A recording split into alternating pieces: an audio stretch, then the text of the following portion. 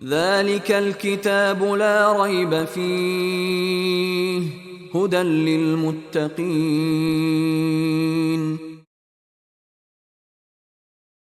یہ وہ کتاب ہے جس میں کوئی شک نہیں، ہدایت ہے پرہیزگاروں کے لیے۔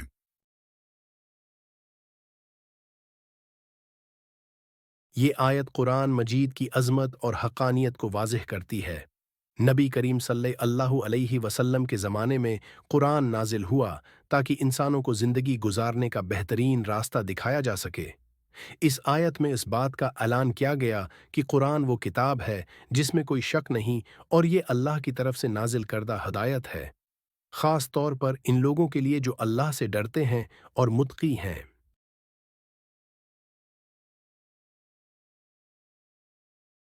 کا مطلب ہے کہ یہ وہ عظیم کتاب ہے، یعنی قرآن مجید جس کی عظمت اللہ تعالیٰ نے بیان کی ہے، یعنی اس کتاب میں کسی قسم کا شک نہیں۔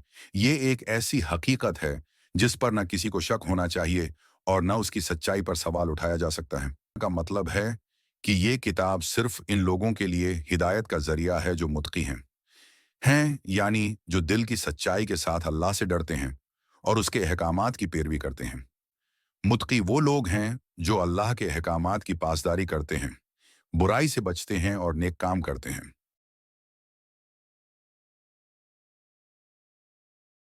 یقین اور ایمان کی دعوت۔ یہ آیت ہمیں قرآن مجید پر بغیر کسی شک کے ایمان لانے کا درس دیتی ہے۔ ہدایت کا منبع۔ قرآن مجید کو اللہ نے دنیا کے لیے ہدایت بنایا ہے، لیکن اس سے فائدہ صرف وہی اٹھا سکتے ہیں جو دل میں اللہ کا خوف رکھتے ہیں۔ پرہیزگاری کی فضیلت۔ یہ آیت متقی لوگوں کی فضیلت کو بیان کرتی ہے کہ وہی لوگ قرآن کی ہدایت سے مستفید ہو سکتے ہیں۔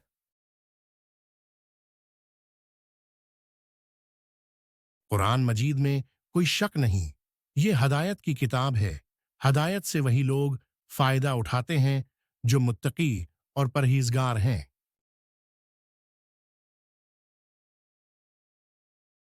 صاف پانی کی مثال۔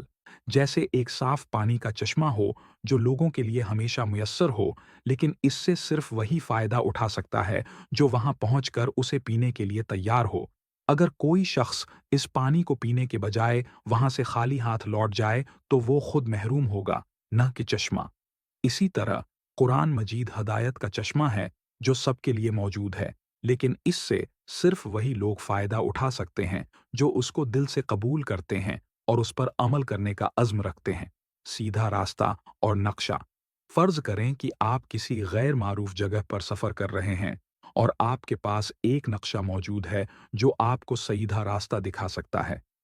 اگر آپ نقشہ دیکھ کر اس پر عمل کرتے ہیں تو آپ صحیح جگہ پہنچ جائیں گے، لیکن اگر آپ نقشے پر شک کریں یا اسے نظر انداز کریں تو آپ گم ہو جائیں گے۔ قرآن مجید بھی ہدایت کا نقشہ ہے جو سیدھا راستہ دکھاتا ہے، لیکن فائدہ انہی لوگوں کو ہوتا ہے جو اس پر یقین رکھتے ہیں اور اس کی رہنمائی کو قبول کرتے ہیں۔ طبیب اور مریض کی مثال۔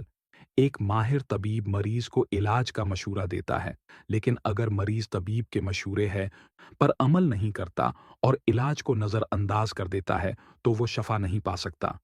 اسی طرح قرآن مجید روحانی بیماریوں کا علاج پیش کرتا ہے، لیکن شفا صرف انہیں ملتی ہے جو اس پر عمل کرتے ہیں اور اللہ کے احکامات کی پیروی کرتے ہیں۔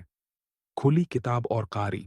ایک کتاب جو کسی کے لیے زندگی بدلنے والی ہو سکتی ہے تبھی مفید ثابت ہوتی ہے جب اسے کوئی کھول کر دلجمائی سے پڑھے اور اس کے پیغام کو سمجھے۔ اگر کوئی کتاب کو کھولے بغیر اس پر شک کرتا رہے یا اسے نظر انداز کرے تو وہ اس سے کچھ نہیں سیکھ پائے گا۔ قرآن بھی ایک ایسی کتاب ہے جو انہی کے لیے ہدایت ہے جو اسے پڑھتے اور سمجھتے ہیں اور جو اللہ سے ڈرنے والے ہیں۔ استاد اور طالب علم۔ ایک استاد اپنے طلبہ کو علم دیتا ہے، لیکن صرف وہی طالب علم کامیاب ہوتا ہے جو استاد کی باتوں کو سنجیدگی سے لے، محنت کرے اور استاد کی ہدایت پر عمل کرے۔ اسی طرح قرآن مجید وہ استاد ہے جو ہمیں دنیا اور آخرت کے راستے دکھاتا ہے، لیکن کامیاب وہی ہوتا ہے جو اس ہدایت کو قبول کرتا ہے اور اس پر عمل پیرا ہوتا ہے۔ یہ 5 مثالیں واضح کرتی ہیں، مطلب یہ ہے کہ قرآن کی ہدایت سے وہی لوگ مستفید ہوتے ہیں جو دل سے اس کی عظمت کو مانتے ہیں، جو دل سے اس کی رکھتے ہیں और उसके अहकामात को अपनी ज़िंदगी का हिस्सा बनाते हैं। ये एक ऐसी किताब है जिसकी अज़मत और हक़ानियत में कोई शक नहीं, मगर फ़ायदा सिर्फ़ इन्हें होता है जो इसके पैगाम को दिल से कबूल करते हैं। आज के ज़माने में जब दुनिया में हर तरफ फितना और फसाद आम है, इस आयत की रोशनी हमें बताती है कि अगर हम वाकई हिदायत चाहते हैं तो हमें कुरान को बगैर किसी शक के कबूल करना होगा, और उससे सिर्फ वही लोग सही फ़ायदा उठा सकते हैं जो मुत्की हैं, जो दिल से अल्लाह के खौफ और मोहब्बत को जगह देते हैं।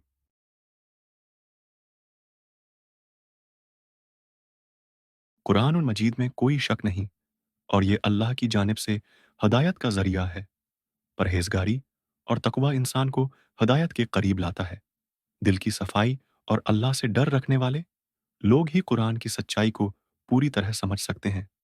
ये आयत हमें यह सबक देती है कि अल्लाह की किताब को समझने के लिए अखलास, तकवी और अल्लाह से मोहब्बत ज़रूरी है।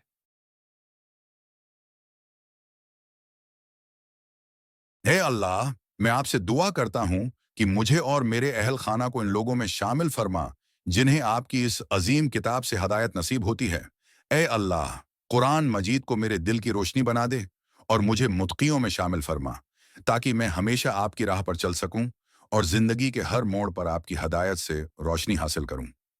ए अल्लाह, मेरे दिल से हर शक और वसूसे को दूर फरमा और इस किताब को मेरे लिए जिंदगी की हर राह में रहनुमाई का जरिया बना दे। आमीन।